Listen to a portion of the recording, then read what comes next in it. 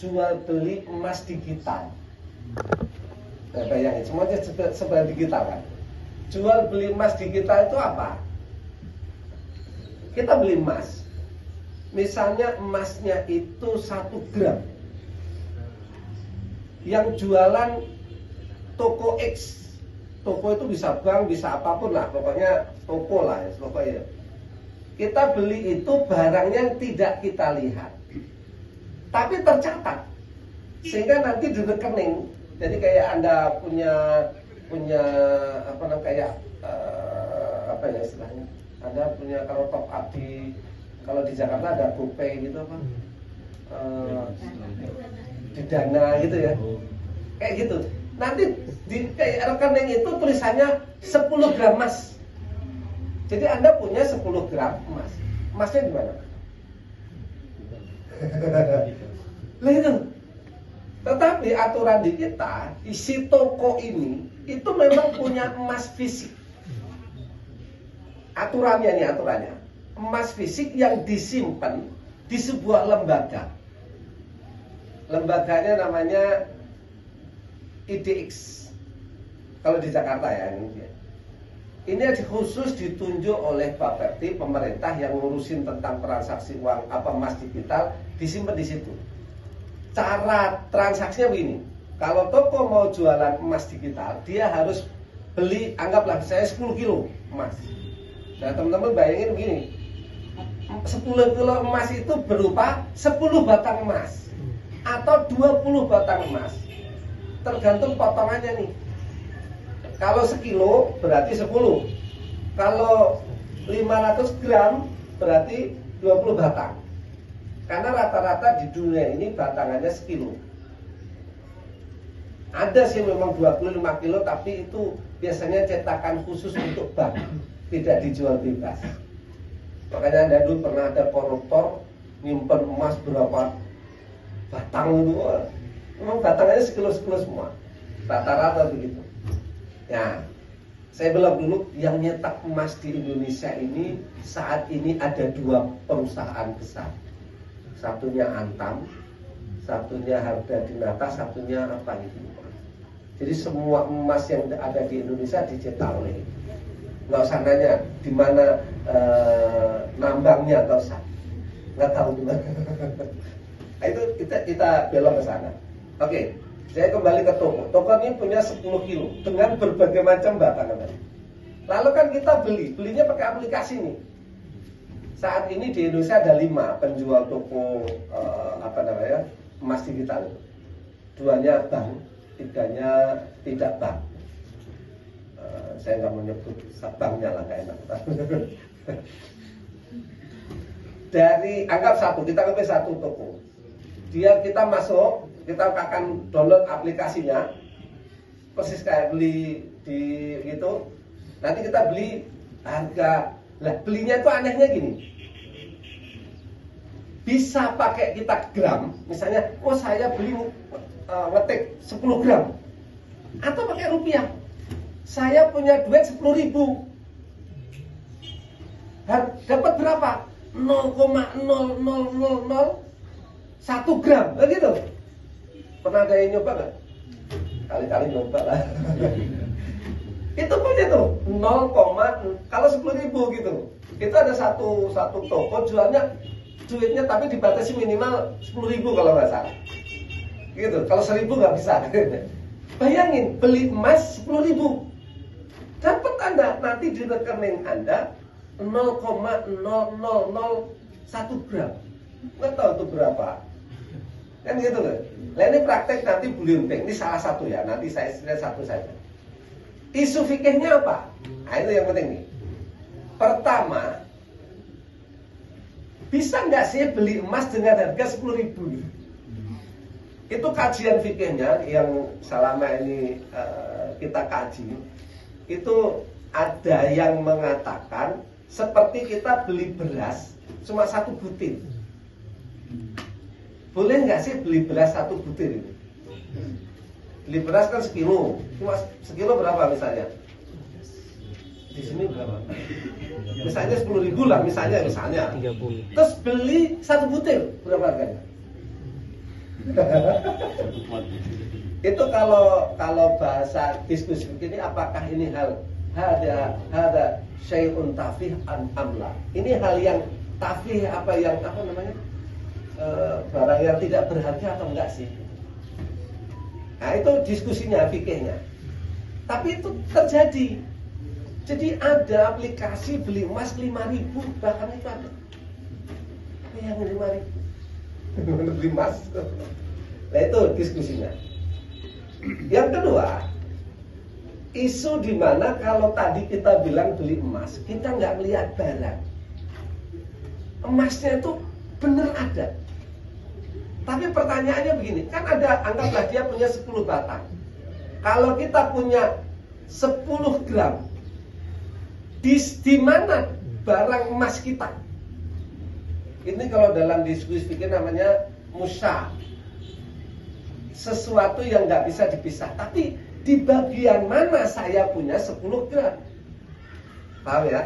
Jadi kan ada 10 batang. Kalau saya 10 gram, itu di batang 1, di batangan 2, batangan 3, atau yang mana? Nah itu nggak ditetapkan.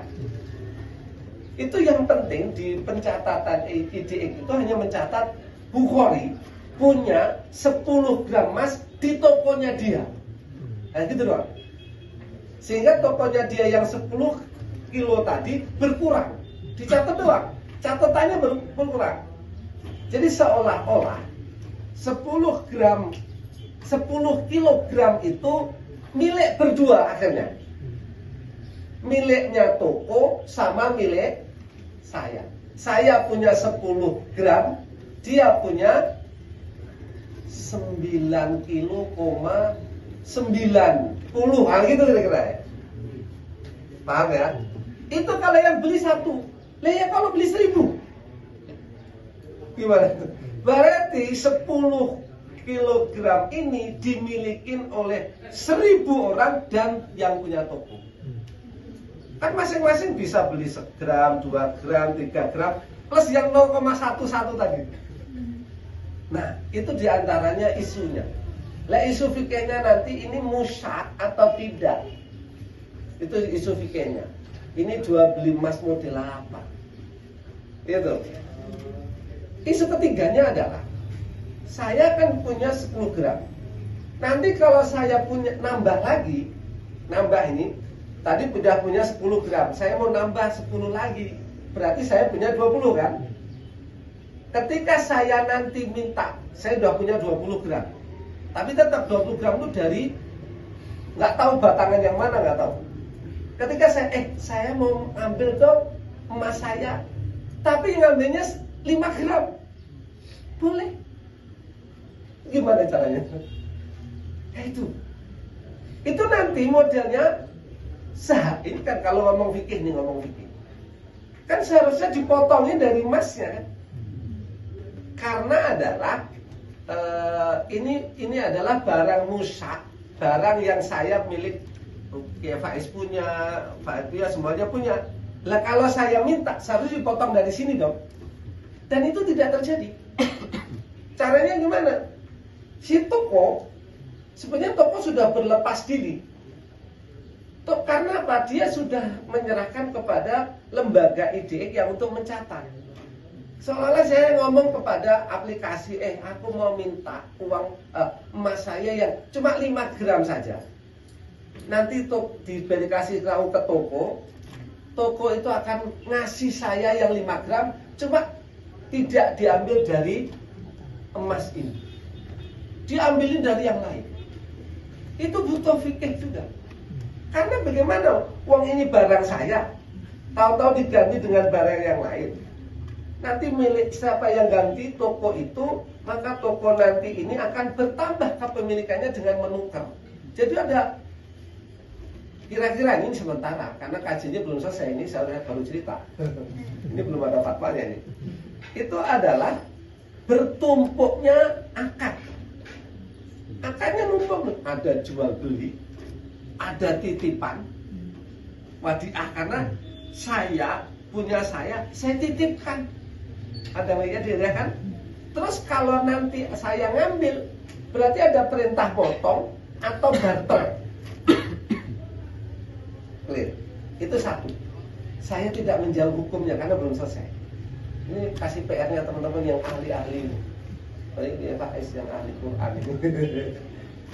Yang ketiga nih, ini di billion bank juga.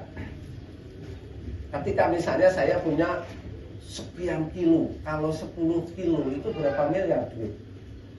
10 kilo kali 10 kilo itu berapa gram?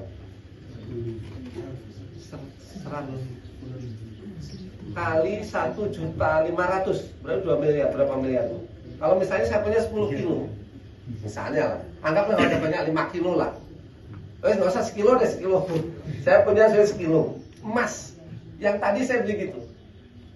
Itu saya bisa gadekan. Saya minta duit. Saya punya emas sekilo di tempat Anda. Bisa nggak saya utang duit, jaminannya emas saya? Begitu juga. Jadi ini ada tulisannya, anak sekarang cerdas sekali. Ngajarin bagaimana dia itu bisa punya rumah dengan ngutang emas, emasnya digadekan, dapat duit, duitnya beli rumah. Masa nggak tahu caranya? Tapi itu terjadi anak-anak sekarang. Makanya ini, dia beli emas. Ini yang ketiga nih, yang tadi digadekan ya. Tapi dia belinya ini ngutang. Beli emas anggaplah nggak usah sekilo, kebanyakan. Dia butuh duit 500 juta gitu. 500 juta itu emas berapa? Mungkin 500 juta berapa gram itu kira-kira? Enggak sampai. Iya paling 30 gram atau anggaplah 100 lebih, 300 lah. 300. Kalau 500 juta, ya anggaplah misalnya nggak sampai setengah kilo, anggap 300 gram. Dia belinya nyicil. Beli nyicil itu berarti kan nanti setiap bulan dia akan beli. Ketika dia udah beli emasnya itu dijaminkan untuk dia dapat uang cash.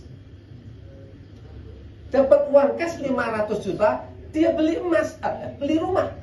Jadi beli rumahnya cash, tapi dia utang emas. Karena apa? Emas ini hitungan 5 tahun pasti naik. Apakah ada yang tertarik begitu? Untuk beli. Belinya nyicil tiap bulan. Daripada dia beli rumah, kemudian dia itu nanti nyicil, itu lebih berat. Lebih beratnya apa? Harga rumah nanti dijual nggak laku. Emas kapanpun dijual laku. Canggih anak sekarang. Nah itu isu. Isu yang keempat, billion bank itu, ini baru isu, ini baru dikaji.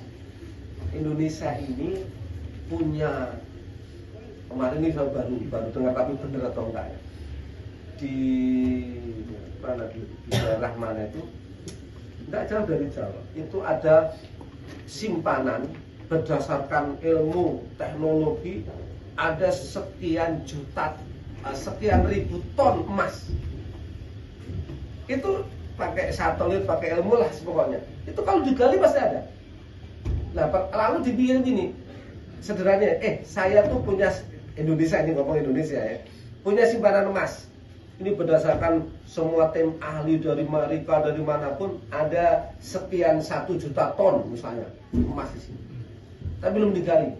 Nah, emas ini dijadikan jaminan untuk menerbitkan sukuk, kalau nggak sukuk nggak boleh, tapi untuk menerbitkan surat utang. Jadi sederhananya gini, saya utang, karena jaminannya itu adalah emas yang belum digali. Gimana? Hal-hal begitu teman-teman. Nah ini isu billion bank. Ada beberapa lagi nantilah, karena banyak sekali. Ada beberapa, istilahnya ada 4 isu yang besar. Ada yang antar bank, nanti saling tuker-tukeran. Nah, itu ngomong makro. Saya batas saja, nanti nggak selesai kalau ngomong bank. Isu kedua, itu billion bank. Yang sangat terbaru itu adalah transaksi karbon. Apa itu karbon? semua negara, terutama negara maju. Mungkin di Mesir mungkin sudah mulai ada, tapi di Indonesia juga. Itu kan banyak polusi. Pabrik-pabrik yang dia itu menurut sebuah perusahaan pengukur karbon. Nah, ada perusahaan itu bisa mengukur. Itu perusahaan yang lain. Misalnya ada perusahaan X. Dia itu setiap hari mengeluarkan zat karbon yang merusak udara. Ini nggak kelihatan semua nih, goib nih. Lalu ada orang atau perusahaan di Kalimantan, di Sumatera punya 1000 hektar hutan. Hutannya itu dinilai oleh lembaga penilai setiap tahun atau setiap hari, ada hitungannya itu. Itu mengeluarkan zat yang bisa menarik karbon tadi. Nah, gimana caranya? Itu ada hitungannya. Jadi misalnya kalau 1000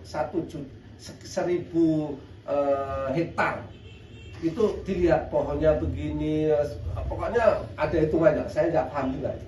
Tapi lembaganya diantaranya milik pemerintah, Menteri Lingkungan Hidup, ada Sukovindo.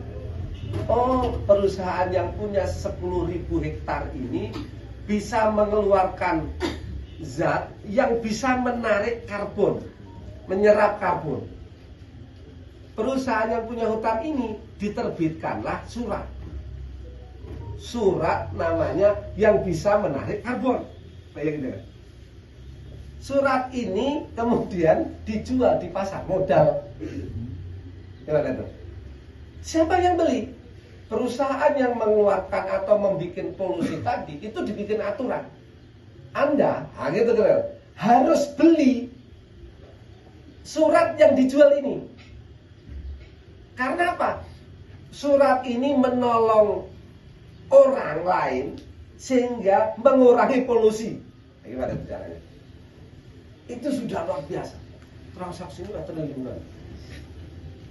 Nah itu gimana? Makhluk namanya karbon. Namanya karbon tapi menyerap itu loh. Itu sebetulnya bahkan di Indonesia kemarin saya sampai ketemu seseorang, dia perusahaan ini mau ekspor ke Jepang. Ternyata perusahaan Jepang minta, perusahaan kamu sudah beli ini belum? Beli ini tadi tuh. Bukan namanya zat, tapi bukan karbon, tapi zat ini belum. Itu.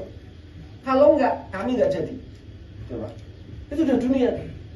Jadi kalau perusahaan kamu yang kamu terdeteksi, kamu mengeluarkan karbon, polusi sekian, kamu nggak beli, kami nggak jadi. Kayak begitu. Nah ini yang luar biasa. Sampai sekarang kita bingung makhluk apa ini. Di LPM sendiri, kayak makhluk itu sampai makhluk apa ini. Itu hal-hal baru. Sudah habis waktu kita punya. Enggak, satu detik lagi. Kalau isu di poros, ini isu tadi muamalat ya. Di muamalat ada lagi sekarang salah satu saya sebut aja lah. Anda kenal namanya Raffi Ahmad? Terus kenal semua. Dia punya bisnis jualan tanah virtual, metaverse. Harganya miliaran. Jadi beli tanah 2 miliar. Berapa hektar? Tapi adanya di virtual. Dia tuh orang yang beli siapa? Untuk main game. Tapi bukan game apa? Gamenya tuh nanti bangun rumah, bangun istana. Nanti itu baru tanahnya. Nanti semuanya kalau lagi iseng itu kan, nanti dia main lagi iseng semua. Tapi itu komunitasnya banyak. Beli bata, dia bangun sendiri, ngepot sendiri. Nanti pergi ke mall bawa sendiri gitu. Bukan juga. Itu anehnya sekarang diteliti. Dia mengeluarkan sertifikat tanah di virtual. Harganya bisa 2 miliar. Makhluk apa ini? Nah, begitu tuh. Ada mahasiswa S2 saya lagi meneliti. Tapi menelitinya by hukum karena dia mengeluarkan sertifikat. Pertanyaannya, sertifikatnya kalau misalnya diakui oleh BPN misalnya. Kayak kemarin apa namanya? Laut gimana tuh?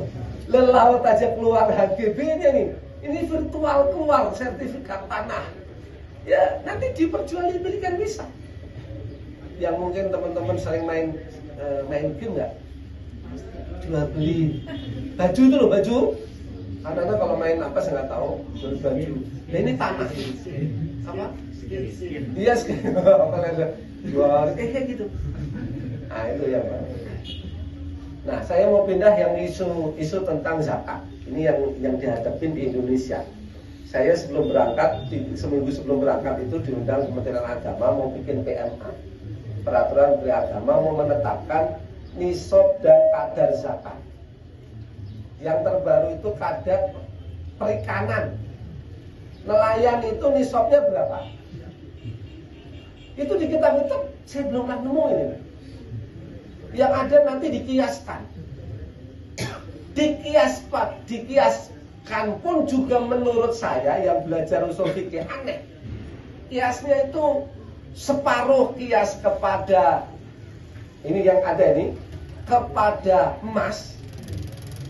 Nisabnya emas itu anggaplah 85 gram gitu ya. Dan kadarnya zakat emas berapa? 2,5%. Kan gitu kan? Lah kalau emas kan seharusnya per tahun kan? Lah kalau nelayan diambilnya per tahun atau setiap panen?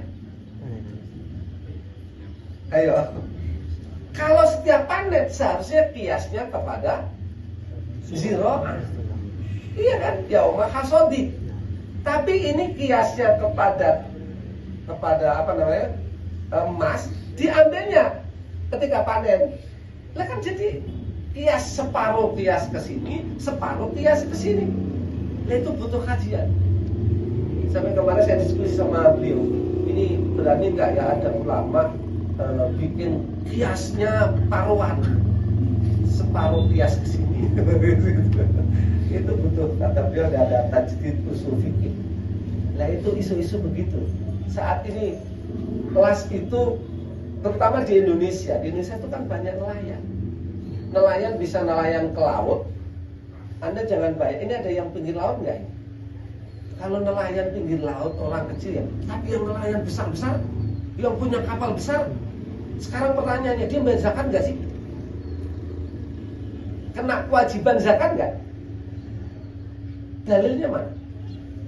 Nah itu yang menjadi persoalan. Yang kedua kalau misalnya ini apa ikannya dia ikan tambak udang, tambak itu sekali panen berapa ratus juta. Petani itu kan khamsata ausuk 5 wasak itu kalau kiloannya di Indonesia itu 650 kg beras sekali panen. Kalau ada 650 kg beras itu kena zakat. Zakatnya 10 atau 5 kan gitu nih. Bayangin teman-teman, petani yang kayak begitu cuma 650 kg. Duitnya berapa? Sekilo 10.000 misalnya. Berarti cuma 6,5 juta kan? Itu kena zakat 10, anggap 5% dah. Sekarang nelayan bisa ratusan juta itu kalau yang besar-besar. Itu masa, mohon maaf nih, tadi saya bilang, masa dikiaskan dengan 2,5%? Kan begitu nih. Dan itu kira-kira nisabnya 85. 85 itu kan berarti kalau 1 juta, 85 juta. Sedangkan petani yang orang tua saya petani loh, kita semua petani, yang harus nyangkul, nunggu 3 bulan, 650 kilo udah kena zakat. Lah itu isu sekarang. Kemarin saya akhirnya PMA-nya di stop dulu deh. Minta fatwa dulu. Kan nggak berani. Karena pengen. Karena gini, Basnas, kementerian itu sering bangga. Potensi zakat Indonesia itu 270 triliun. Potensi terus. Tapi nggak tahu dari mana potensinya. Saat ini hanya terkumpul 30 triliun. Berarti yang 220 triliun kemana itu? Berarti bisa nanti bohongan, bisa jadi tadi nelayan atau apapun. Yang parah itu nanti ambil saya, Ustadz siapa yang terkenal? Itu sekali ngundang 70 juta itu. Kira-kira Ustadz itu kena zakat atau nerima zakat? fisabilillah atau muzakir? Iya itu, tahu saja apa 70 juta. Itu cuma ceramahnya, anggaplah wes 2 jam. Nah kalau di Jakarta 2 tempat, berarti 140 juta. Sehari itu kan. Udahlah dipotong deh biaya semuanya. Anggap wes paling ini dapat 10 juta misalnya. Bersih gitu. Wajib zakat ya? Oh petani Jawa aja kok. Yang dapat berapa tadi? Cuma 6,5 juta. Kayak gimana itu? Wallahu a'lam bishawab. Itu isu yang pertama. Ini poin yang pertama. Itu saya hanya pengen ngomong begini teman-teman. Semangat belajar gitu. Nah nanti kaitannya dengan yang berikutnya, kegelisahan. Mas, ini poin kedua ini sudah ya batch kedua ini. Di situ C, salah saya. Karena sebenarnya ada B-nya saya hapus. Saya ada kajian tapi pikir kelamaan. Ada saya C-nya ada misalnya B itu. Ini tentang analisis SWOT kita, maksudnya ini kegelisahan yakin. Karena saya mahasiswa di UIN itu merasakan ini. Akhirnya ada sebuah ilmu, ini metode analisis. Metode analisis ini ditemukan tahun 60-an. Oke, Faiz. Ini di Stanford Research Institute. Dulu ada lembaga riset. Ini sebenarnya untuk perusahaan, tapi akhirnya cocok untuk kita lah. Suatu kira-kira gini, kita ini punya kemampuan apa, tantangannya apa, peluangnya apa, sehingga kita bisa mengembangkan diri kita. Nah itu loh. Nah ini yang saya kira sangat penting. Saya kira menurut saya belum pernah nih teman-teman Azhar belajar ini. Karena saya tadi yang saya cerita di kampus saya ngajar di situ ada anak 18 sama anak Azhar. Ini saya cerita kelemahannya nih anak Azhar. Kalau ngomong turos udahlah selesai. Tapi kalau ngomong analisis nol putung nggak bisa. Itu sama. Saya mahasiswa banding anak-anak UIN. Analisis pintar, tapi kalau saya ngomong turos nggak bisa sama sekali. Nah, ini saya ngomong konteks Indonesia ya, konteks Indonesia. Teman-teman itu orang Indonesia butuh balik. Saya sebagai dosen itu mengalami hal itu, maksudnya menghadapi hal itu. Oh, anak-anak yang alumni Azhar itu tipenya kayak begini. Ini kekurangannya di sini. Kalau anak-anak UIN itu memang sudah langganan untuk menganalisis ya, canggih. Tapi untuk ngomong dalil-dalil, turos, nggak bisa dia. Nah menurut saya ini harus istilahnya harus ditambal nih. Teman-teman Mesir harus tambal ini. Sampai akhirnya anak S2 itu yang 18 saya minta ke rumah. Saya kasih tambahan. Sudah, kamu setiap Sabtu yang mau datang ke rumah. Kita diskusi bagaimana bikin analisis. Nanti saya tunjukkan ya apa kelemahannya. Bahkan nih saya ajarin sampai saya langganan ChatGPT, langganan Gemini, AI semua. AI itu kalau di UIN ini mahasiswa itu saya bilang, mahasiswa S1, kamu bikin skripsi, kamu ke rumah saya ajarin 4 jam selesai skripsi 80 halaman. 4 jam selesai, nggak usah berbulan-bulan. Tapi kalau di sini nggak mungkin bisa, gitu kan? Tapi ada kurang lebihnya. Nah ini diantaranya kita bahas dari sisi ini, teman-teman sekalian. Saya sampaikan, ini analisis untuk kekuatan kita. Pertama kita ngomong dari SWOT itu kan strength. Ya, strength-nya salah. Teman-teman harus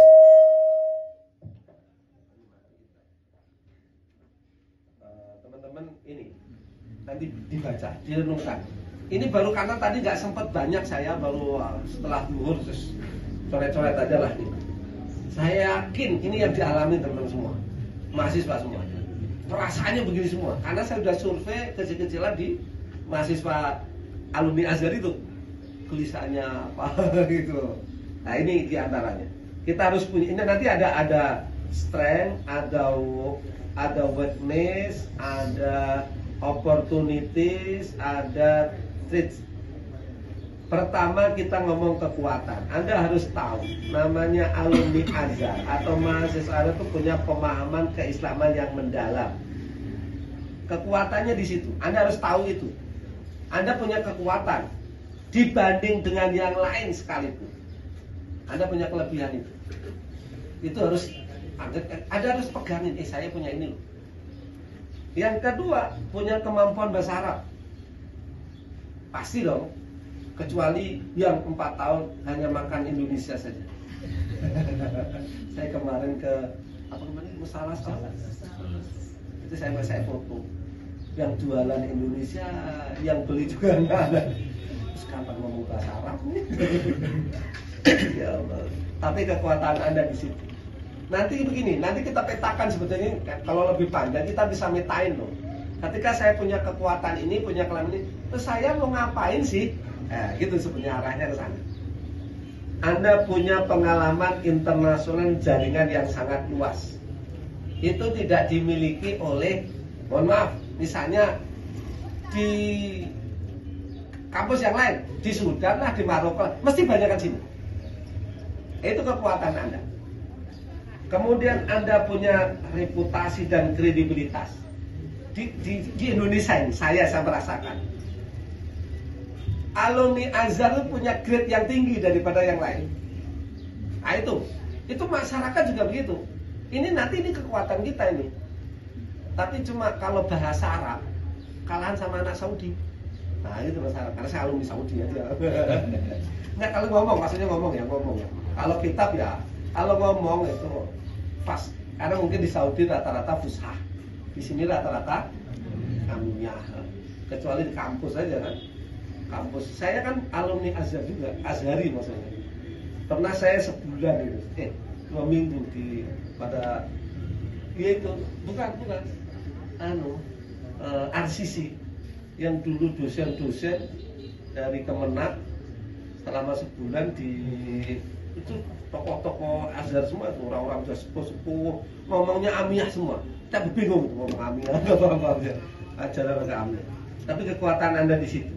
Kredibilitas ini adalah kekuatan. Tapi teman-teman kita lihat kelemahan apa yang kita punya. Pertama, kita kesulitan beradaptasi dengan konteks keindonesiaan.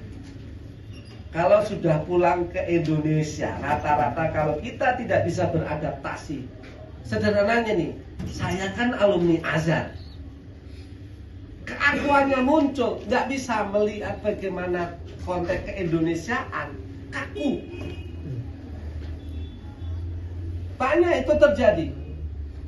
Padahal kita ini belajar di luar negeri, pulang kan untuk bagaimana membina masyarakat.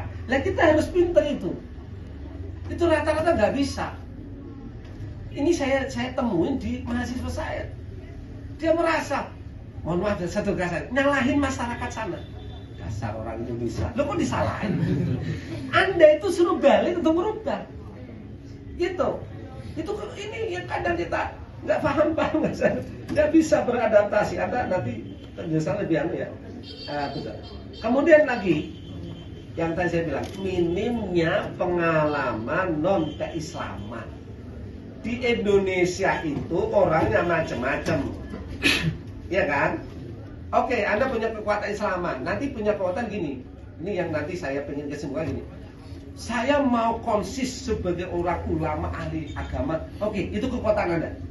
Berarti Anda nanti harus memetakan wilayah masyarakat yang Anda garap, itu wilayah itu. Itu maksudnya. Wilayah yang Anda berdebat dengan para kiai, para ulama di sana. Itu maksud saya.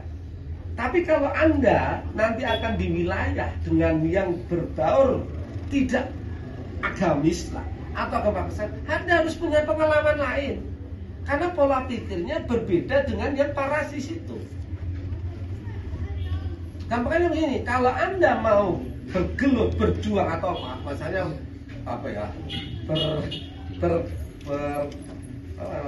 berkompetisi dengan para ulama ahli ilmu, di situ Anda harus dalemi.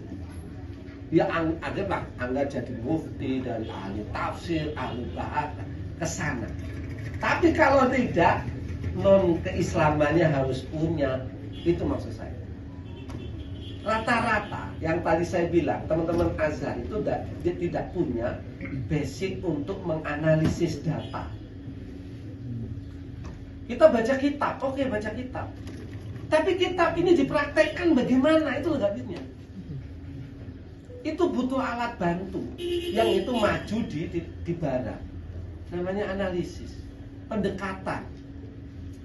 Ini teksnya begini, pendekatan untuk praktek ke masyarakat bagaimana ya? Nah kayak gitu. Di bidang muamalat, karena saya sering bergaul dengan dosen-dosen munakahat, itu juga munakahat itu juga banyak sekali. Secara fikih begini, tapi praktek di Indonesia itu nggak bisa. Akhirnya negosiasi istilahnya, negosiasi fikih dengan peraturan itu butuh ilmu selain keislaman gitu maksudnya. Itu yang teman-teman kurang. Nah anak-anak UIN lebihnya di situ. Khususnya UIN Jakarta, saya ngajar di Jakarta ya. Dia metode pendekatan ilmu barat ya, itu kan udah di barat lah. Kalau sebetulnya kalau teman-teman mau mendalam siapa namanya orang-orang orientalis, pemikiran yang sangat liberal, orang Islam kan banyak Al-Jabir siapa itu? Iya, Jabiri itu sebetulnya itu bisa, tapi jangan kebablasan gitu aja. Di UIN kadang-kadang kebablasan, nggak ada remnya. Di kita menganggap ini sudah nggak benar, nah, itu juga nggak benar juga. Abid Al-Jabiri kayak gitu kan, pikirannya kan sangat-sangat liberal lah kalau jadi. Justru kadang-kadang pikiran-pikiran itu menurut saya ini sedikit saya baca, kayak misalnya Ibnu Hazm itu sudah ngomong. Ibnu Hazm itu kan sangat, menurut saya sangat liberal. Tapi kan maksudnya di hasanah keislaman kita ada loh. Nah, itu bagaimana sih mengkontekstualisasikan dengan orang Indonesia yang kalau Anda kembali ke Aceh misalnya akan berbeda dengan Jawa. Gitu ya maksud saya. Jangan sampai pulang karena nggak punya ilmu itu, akhirnya apa? Ya sudah, kalau nggak ikut saya bikin sendiri aja, madrasah sendiri, ngopeni sendiri, hidup sendiri gitu. Itu yang kekurangan kita. Kemudian kita lihat selanjutnya. Waktunya mepet masalahnya. Kemudian kurangnya wawasan sosial, ekonomi dan politik, kecuali yang urusan politik nih. Artinya gini lah, teman-teman, kita itu Islamis oke. Tapi jangan sampai ketika kita berjuang atau terjun di masyarakat yang wilayahnya tidak Islami banget, tidak wilayah ulama tadi gitu ya, maka kita tidak punya wawasan sosial, ekonomi, politik, sehingga mohon maaf dikit-dikit nggak ada itu haram gitu loh. Ya kan tadi ini yang saya contoh metaverse, oh ini haram nih. Kan kita gini, kalau orang Islam itu kalau haram bagaimana solusinya gitu loh. Itu yang dibutuhkan masyarakat. Jangan hanya ngomong haram tapi nggak tahu solusinya itu tuh. Itu yang kurangnya di situ. Mau ekonomi, sosial, politik apalagi. Saya kemarin cerita sama ke Faiz. Misalnya gini, undang-undang saja nih, itu butuh. Kan gini, kalau di Indonesia itu kan harus taat syariah, taat hukum gitu loh, kira-kira gitu loh. Dianatan wa kodoan, itu harus clear, harus nggak bisa dianatan doang, kodoannya juga oke. Untuk memasukkan fatwa atau fikih agar ini mengikat, karena fatwa itu kan tidak mengikat. Biar mengikat kan harus menjadi peraturan. Itu butuh strategi sendiri. Anda mungkin nanti sempat baca ada penyelundupan undang-undang misalnya. Itu terjadi.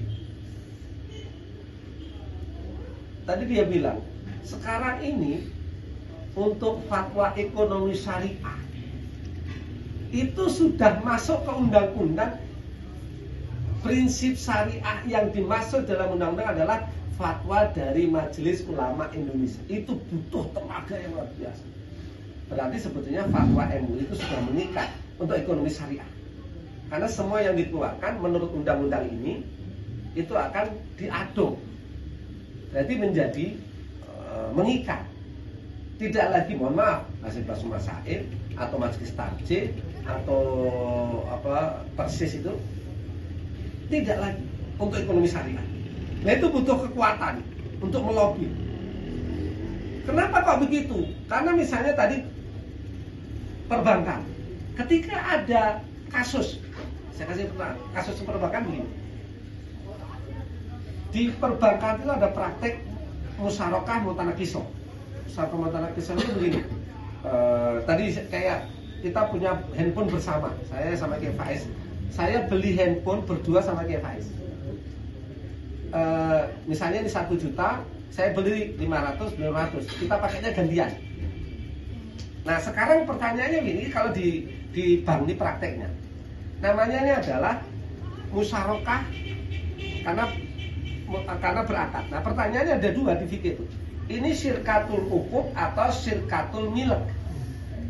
Bedanya begini, karena kita beli berdua, terus kita mau bisniskan. Misalnya kita sewakan deh. Disewakan itu bisa ke Mas Fayat atau saya yang nyewa. Kan entitasnya beda nih. Ini milik berdua. Lalu milik berdua itu ya sudahlah, saya nyewa, tapi nyewa itu atas nama pribadi kepada entitas berdua. Ketika muncul, saya sewa 500 misalnya sebulan, 500 nya harus dibagi 2 karena hasil dari bisnisnya kan, karena musyawarah. Nah itu sekarang begini, nanti ikut fatwanya siapa ini? Madhab siapa? Madhab NU, Muhammadiyah itu siapa? Nah ini diselesaikan fatwanya Majelis Ulama Indonesia. Jadi clear. Karena kita tahu namanya madhab banyak sekali variasinya, gitu ya. Kalau itu syirkatul uqud, tapi ada syirkatul milk. Karena ini milik berdua, saya boleh beli, tapi belinya nyicil. Anggap nih kita udah gantian, udah bosan, udah Ustaz Faiz, bagian punya Pak Ustaz Faiz saya beli dong. Tapi saya belinya nyicil ya. Belinya nggak langsung, tadi belinya 500.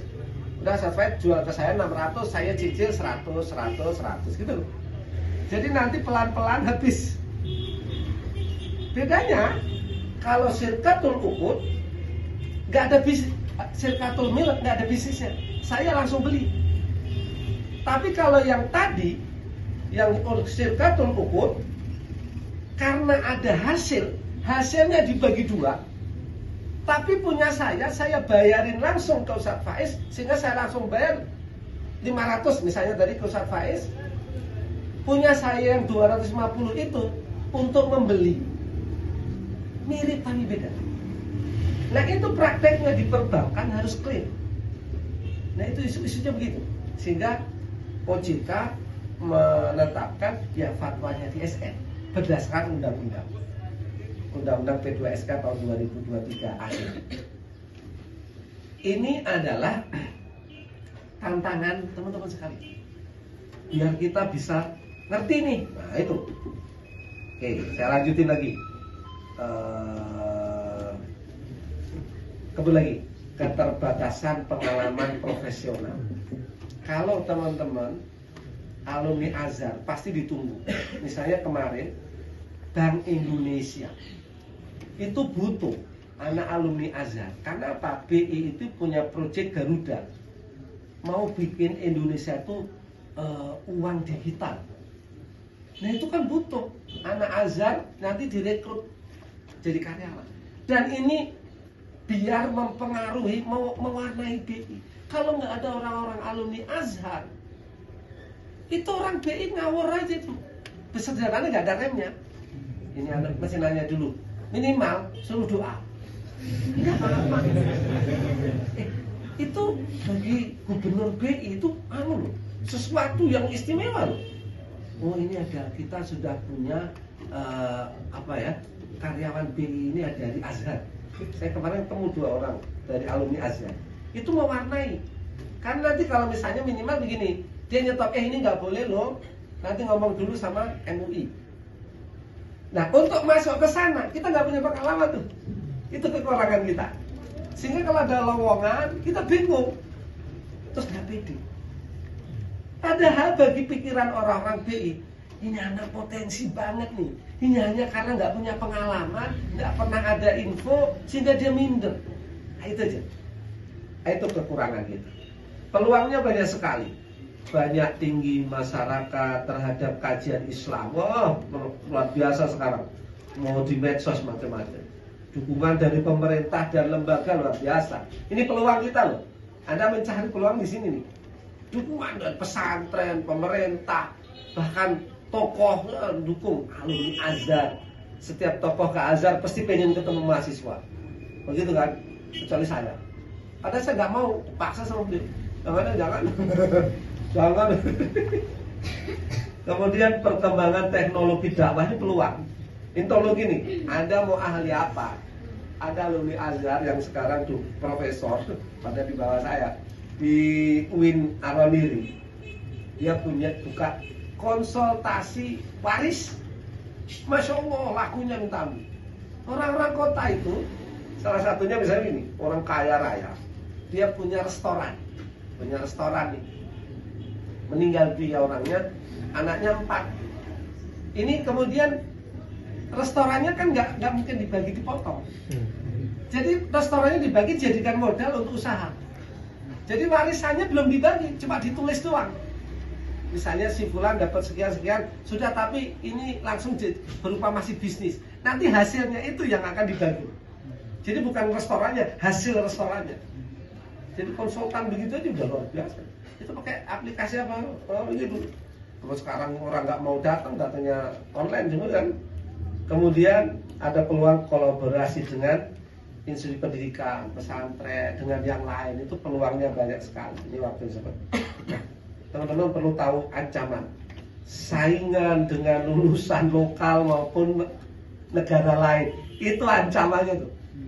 Anda punya pesaing dari Maroko, dari Sudan, dari Saudi, dari Indonesia sendiri, ya kan?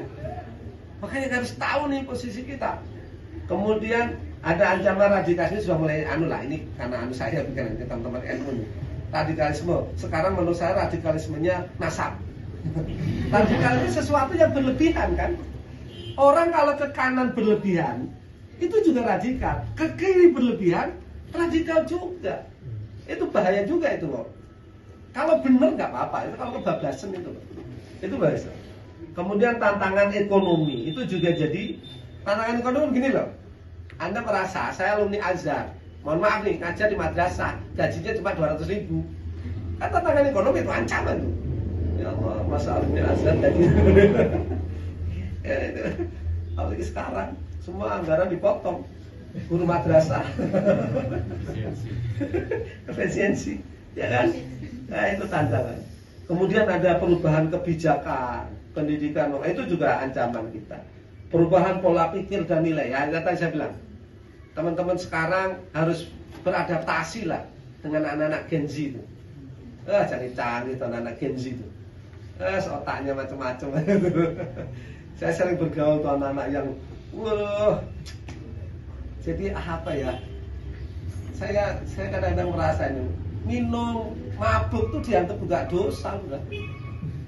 Jadi di kantor itu ada minum ya tidak. Pola pikir. Kemudian potensi ketidakcocokan dalam karir. Kadang-kadang nanti teman-teman, ini yang saya pulang ke sana jurusannya syariah nih. Sampai sono bukan lagi nggak ada jurusan syariah tuh. Entah jadi apa gitu misalnya. Ya gampang nih. Dan ini terjadi. Di sini kuliahnya syariah. Akhirnya buka travel. Itu kan tantangan juga kan. Saya nggak ngomong ini salah benar nggak. Ini cuma persoalan. Apakah buka travel salah? Enggak, saya nggak ngomong salah benar. Ini tantangan. Dan itu butuh adaptasi. Nanti jurusannya tafsir. Sampai di sana apa ya? Untuk pengamat politik. Wah gitu. Enggak apa-apa. Dan itu ancaman Anda seperti itu. Kesimpulannya nanti bisa dibaca, saya kembalikan Ustaz saya. Terima kasih. Beri tepuk tangan semuanya.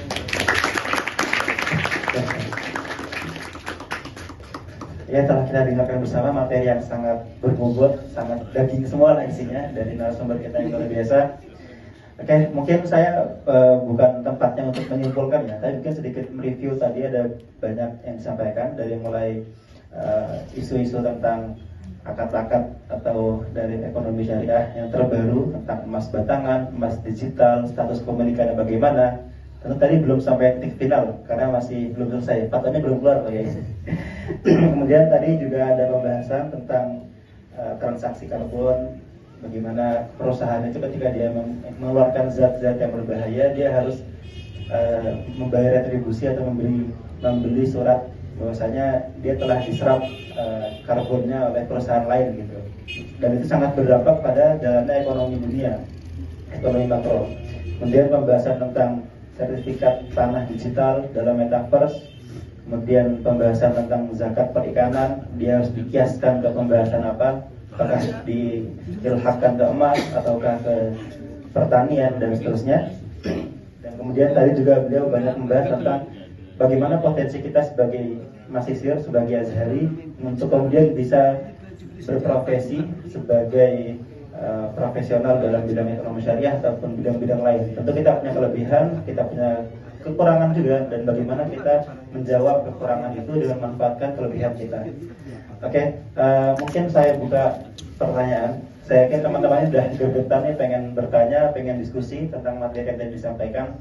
Mungkin di awal saya buka 3 pertanyaan dulu ya.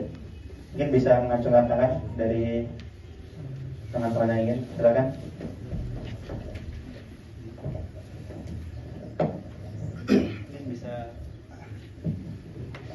Mungkin bisa perkenalkan diri secara singkat, kemudian sampaikan pertanyaannya.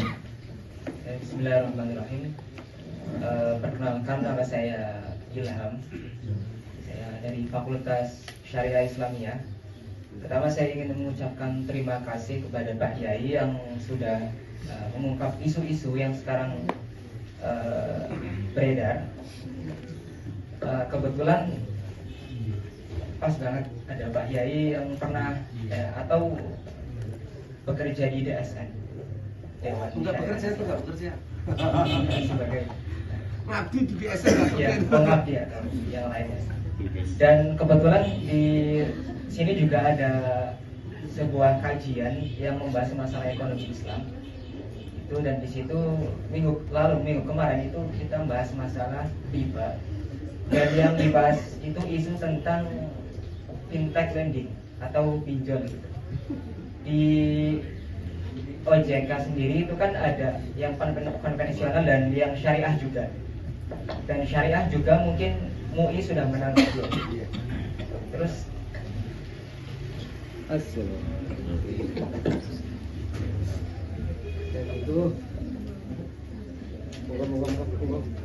Selamat datang kami ucapkan kepada Rawi Syariah Kajian Mesir, Bapak Kiai Haji Mukhlason Jalaluddin MCK serta Bunyai.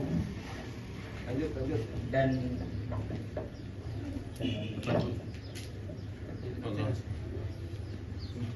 Lanjut aja bapaknya nih.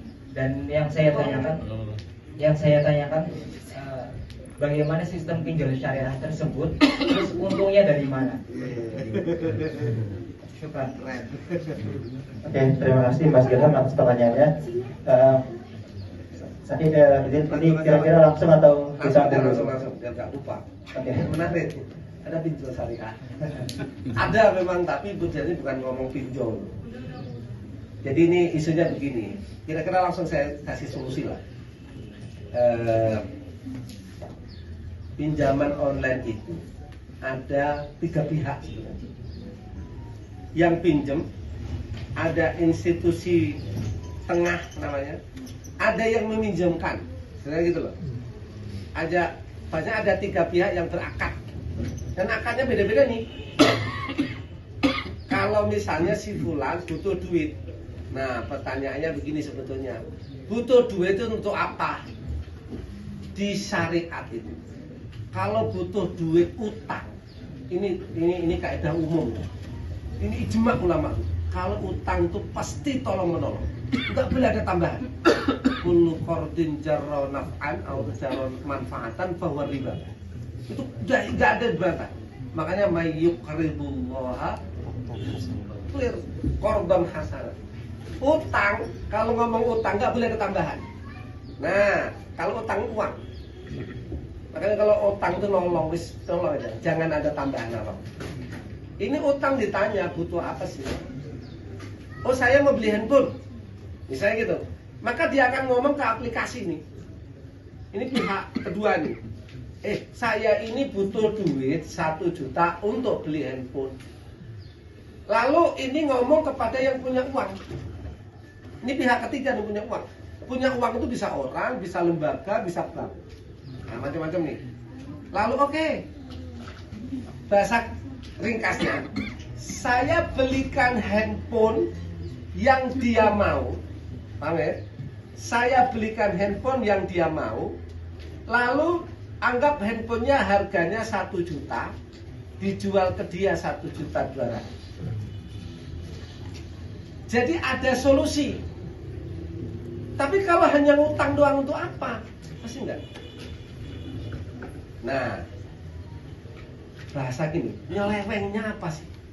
Nyelewengnya itu orang ngomong butuh handphone tapi nggak dibelikan handphone. Itu nyeleweng namanya. Dalam bahasa kitanya horor. Monggo. Horor namanya. Wong dia ngomong ini rata-rata di semua bank konver atau lending konver begitu. Bahkan aturan OJK itu kalau butuh apa? 1 juta. Buat apa? Mesti ada istilahnya, ada lainnya, ada lain apa nih? Hanya uang saja nggak bisa. Itu nggak bisa. Ini mesti ada untuk apa? Lah untuk apa inilah yang nanti diolah. Kalau misalnya, oh saya mau bayar sekolah, bayar kuliah. Ini berarti kalau tadi akadnya jual beli. Kalau ini diakadin ijaroh. Nah gitu aja. Ijarahnya multi jasa. Itu untuk menyelesaikan biar tidak riba. Pinjol tuh di situ. Nah, kira-kira sekarang gitu. Nanti detailnya khusus nggak bisa sekarang. Anda buka di fatwa di SN nomor berapa? Lupa saya. Lupa nih, nanti saya kasih tahu. Fatwa dia itu sudah 100, sekarang sudah 140, 150. 150. Udah banyak banget, udah nggak apa-apa ya. Itu tentang ada tentang apa? Kira-kira solusinya begitu. Jadi cara kan begini teman-teman. Kita itu bagaimana untungnya halal kan gitu aja kan? Atau bahasanya duit kita nambah tapi dengan cara yang halal. Yang haram itu kan riba, gharar, hindarin riba, gitu. Allah. Nanti ngajinya sendiri tentang lending. Sekarang ada isi, ada kalau nggak salah 2 yang dapat. Walaupun kemarin akhirnya dikembalikan lari jadi geger. Investor itu dulu punya unit syariah, tapi akhirnya collab, yang punya lari keluar. Untung sudah dikembalikan syariah. Gitu ya. Allah. Ya, terima kasih Bang Jaya atas sebenarnya. Karena Mas Bram saya kira sudah sangat menjawab ya. Mungkin ada kajian khusus lagi nanti bisa private dengan beliau atau gimana gitu. Oke, teman-teman semuanya, kita masih ada waktu lumayan sebelum sampai menunggu azan maghrib. Mungkin dari teman-teman peserta yang lainnya ada yang ingin bertanya atau mengajukan diskusi. Mungkin dari yang barat dulu, dari yang teman-teman ceweknya. Saya kasih kesempatan untuk yang perempuan. Lebih banyak. Dari BMP ada yang ingin bertanya, berdiskusi dengan beliau.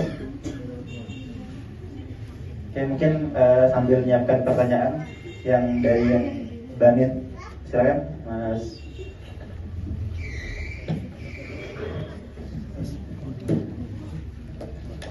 Bismillahirrahmanirrahim. Assalamualaikum warahmatullahi wabarakatuh.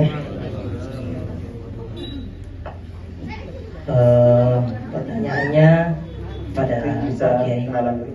Oke, perkenalkan nama saya Muhammad Budian Dipatri, jurusan Syariah Islamiyah. Sekarang di tingkat 3 tahun ke-3 ya. Pertanyaannya, tadi kan disinggung sedikit masalah pinjol dan Pak Kiai tadi sempat menjelaskan bahwasanya solusinya itu dibuat akadnya menjadi murabahah atau mudharabah. Cuman ini kan nanti sifatnya kan dia ngutang Pak Kiai. Sedangkan dalam ulama Syafi'i itu menganggap bahwasanya al-ibrah fil uqud itu bis-sighah la bil haqiqah. Nah ini apakah ini kemudian kita bisa menggunakan al-ibrah fil uqud al-haqiqah dalam apa namanya? Kebanyakan kasus di Indonesia itu justru kebanyakannya pakai al-ibrah fil uqud itu al-haqiqah atau tetap bisirah nanti. Artinya nanti sirahnya nanti menjadi berubah gitu. Gitu. Nah, ini keren nih. Ini sudah kita kaji di DSN. Kaidah al-ibrah fil uqud itu ada dua. Bisa bil ma'ani, ada bil alfat. Gitu. Nah, yang punya paling banyak kajian al-ibrah bil alfat itu mazhab Syafi'i ini. Dan itu ternyata nggak berkembang. Sampai sekarang saya nyari di kitab apa belum ketemu. Bahkan misalnya disertasi pun kajian tentang bagaimana atau bahasanya batasannya penggunaan al-ibrah bil alfat itu kapan. Itu enggak ada. Di DSN itu dua-duanya dipakai. Nah, memang juga belum ada batasannya. Cuma di satu fatwa kita menggunakan al-ibrah bil ma'ani. Al-ibrah fil uqud bil ma'ani. Contohnya apa? Di fatwa di DSN itu ada namanya wadiah. Teman-teman kalau nabung di bank syariah itu akadnya dua. Bisa mudharabah atau wadiah. Wadiah itu apa sih? Titip. Pertanyaan, titip itu barang boleh dipakai nggak? Sekarang kalau Anda nitip uang di bank, duitnya dipakai nggak? Itu nitip atau bukan? Itu namanya apa? Nabung, tapi apa? Akadnya apa? Kor. Berarti Anda ngasih utang ke bank. Itu ngomongnya wadiah, maknanya kor. Begitu. Itu namanya bil haqiqah. Hakikatnya itu Anda ngutangin. Walaupun kenapa nggak diomong begitu? Ya karena umumnya orang wadiah, udahlah nggak apa-apa. Karena nggak mungkin duit Anda nggak dipakai. Pasti dipakai oleh bank. Sehingga kalau wadiah nggak boleh ada tambahan. Karena kalau ada tambahan berlaku tadi kullu qardin jarra naf'an bahwa riba. Maka kalau wadiah nggak bakalan tambah kecuali sesuatu sekali. Itu boleh ngasih hadiah, ngasih apa? Boleh. Enggak. Itu bank boleh. Ngasih hadiah masa nggak boleh. Sama dengan gini lah. Saya utang 1 juta. Terus karena saya kok merasa bersyukur, saat saya tambahin deh 50.000, boleh kan? Boleh. Nah itu aja. Nah itu namanya al-ibrah bil ma'ani. Ada juga al-ibrah bil alfat. Contohnya tadi yang saya sebut contoh ini teman. Musyarakah mutanakisah. Atau yang lebih sederhananya ijarah aja. Ijarah muntahiyah ditamim. Ijma ulama nggak boleh menggabungkan antara ijarah sama jual beli. Itu nggak boleh. Gabung itu nggak boleh. Kecuali kalau nanti kasusnya mana yang lebih banyak. Mana dengan misalnya satu paket, oh banyaknya jual beli, maka dihukumi jual beli. Kalau banyaknya ijarah, dihukumi ijarah, itu ada. Tapi ini akad yang berbeda. Awalnya sewa, di ujungnya jual beli. Ini jadi masalah. Sehingga dikasih nama ijarah muntahi bitamlik. Bagaimana caranya? Ijarah dulu, bitamliknya dengan jual beli. Gitu. Ini bil alfat ini. Ini kalau ini bil ma'ani, ini BO 5. Apalagi produknya adalah kalau teman-teman tahu nanti di bank namanya refinancing. Refinancing kan begini. Saya butuh duit. Saya punyanya handphone atau mobil atau rumah. Rumah ini, handphone ini saya jual ke bank. Cash, dapat cash nih. Misalnya saya butuh 1 juta. Saya jual 1 juta. Saya dapat 1 juta dong. Bailout itu kan nggak boleh gini, handphonenya jangan kamu jual, nanti saya beli lagi ya. Itu boleh kan? Atau begini, balikkan lagi, handphonenya saya jual, saya dapat cash, saya belinya utang, saya dapat 1 juta, cash dong, handphone saya kasih, lalu saya bilang, handphone kamu yang awal saya beli 1.200.000, bayarnya bulan depan, itu inah. Nggak boleh. Kan sama dengan utang ngasih untung doang. Jual belinya bohong-bohongan nih. Odong-odong kalau kata kita namanya. Caranya gimana yang tadi? Anda jual, setelah jual biar tidak inah, Anda sewa. Saya jual, saya duit cash, tadi handphonenya saya sewa dong. Sewa dong. Sewanya berapa? Saya jual 1 juta, saya sewa 1.200.000. Sewa dong. Setelah akhir sewa, diapain? Dihibahkan ke saya. Yang namanya bil afat nih. Ini kalau bil ma'ani nggak bisa nih. Itu sebenarnya makhraj fikih yang dibikin oleh DSN untuk menghindari riba.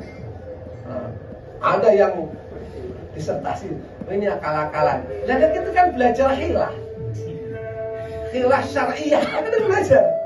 Tapi kan tidak melanggar daripada jelas-jelas. Kan begitu kan? Wallahu a'lam. Itu Mas Edi. Nanti kita berbicara. Keren pertanyaannya. Ya, terima kasih Pak Kiai atas jawabannya. Ya, Mas Budi sudah terpuaskan ya.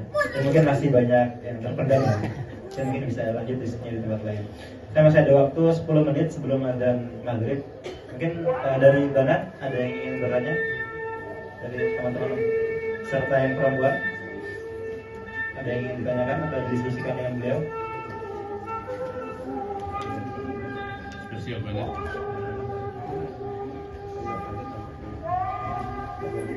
Gimana teman-teman Banat? Udah jangan dipaksa. Oke, mungkin kita cukupkan diskusi kita pada sore hari ini menjelang maghrib. Dari awal sampai akhir tentu kita dapat mendapatkan banyak ilmu, mendapat insight yang lebih luas, dan juga mendapat sudut pandang bagaimana kita melihat isu-isu ekonomi syariah atau isu-isu fikih kontemporer itu sangat luas dan sangat berdampak pada kehidupan masyarakat, apalagi di era modern sekarang ini. Dan tentunya kita sebagai mahasiswa di Al-Azhar ini harus bisa menyikapinya dengan bijaksana, harus bisa beradaptasi dan menyiapkan diri untuk nanti ketika terjun ke masyarakat itu nggak nyalahin masyarakatnya, nggak nyalahin situasi dan kondisi di sana, tapi kita sendiri yang siap untuk merubah dan memperbaiki itu. Saya ucapkan terima kasih yang sebesar-besarnya pada narasumber kita Bapak Kiai Haji Bukhari Muslim. Dan saya selaku moderator dari awal sampai akhir sesi diskusi ini, saya ucapkan terima kasih banyak atas antusias serta semuanya. Dan saya mohon maaf atas kekurangan saya dari awal sampai akhir. Wallahul muwaffiq ila aqwamit thoriq. Ihdinas siratal mustaqim. Wassalamualaikum warahmatullahi wabarakatuh. Saya kembalikan kepada MC.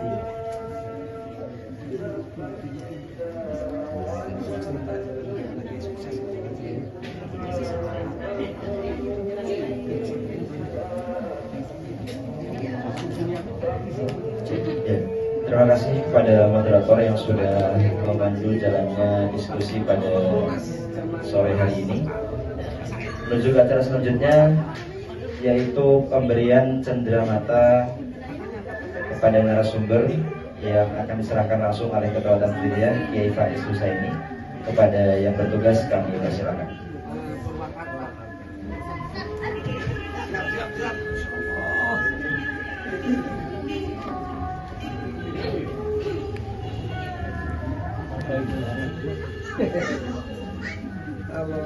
Allah berkah. 1, 2, 3. Terima kasih. Acara selanjutnya ada penutupan dan iftitah serta ditutup dengan doa oleh beliau Raisul Yafizi Numsir Kiai Haji Mukhlason Jalaluddin LCMM. Kami persilakan.